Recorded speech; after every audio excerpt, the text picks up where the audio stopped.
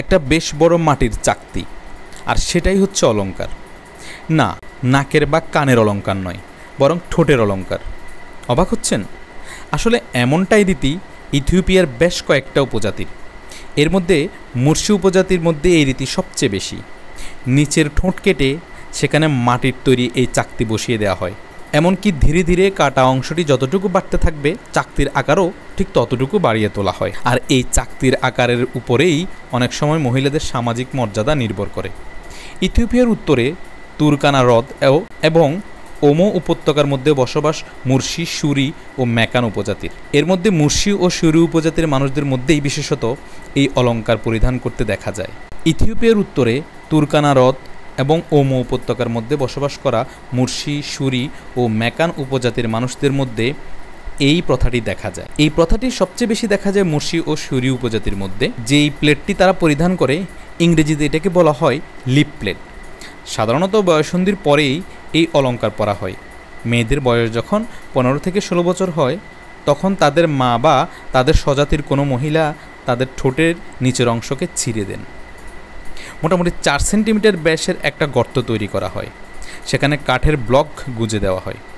যতক্ষণ পর্যন্ত না ঘা শুকিয়ে যায়, ততক্ষণ পর্যন্ত কাঠের টুকরাটি বের করা হয় না। ঘা শুকিয়ে গেলে সে টুকরো বের করে সেখানে কাঠের পরিবর্তে মাটির তৈরি অন্য একটি চাকতি বসিয়ে দেওয়া হয়। এইসব চাকতিও আবার নানা রকমের। কারোর চাকতি একেবারে নিরেট, তার মধ্যে নানা ধরনের নকশা আঁকা। কারোর চাকতির মধ্যে আবার রয়েছে নানা রকমের ছিদ্র।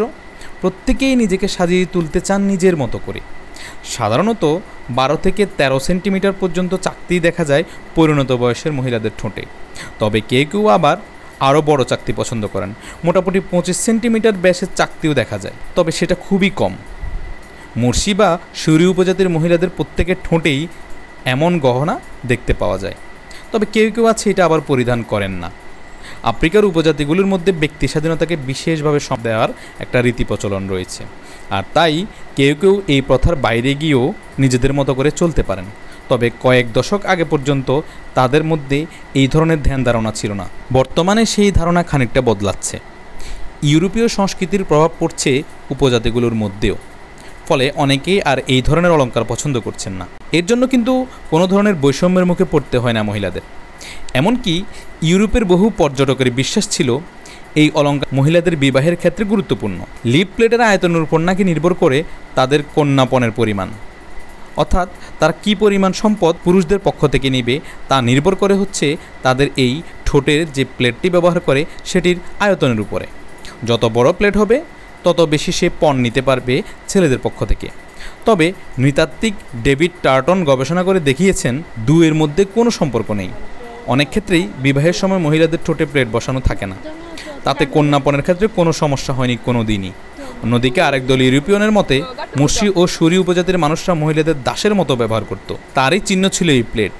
তবে এই মতেরও কোনো প্রমাণ মেলে না, কারণ ইউরোপীয়দের আগমনের আগে আফ্রিকার উপজাতিগুলির মধ্যে দাসপ্রথার কোনো তথ্য পাওয়া যায় না।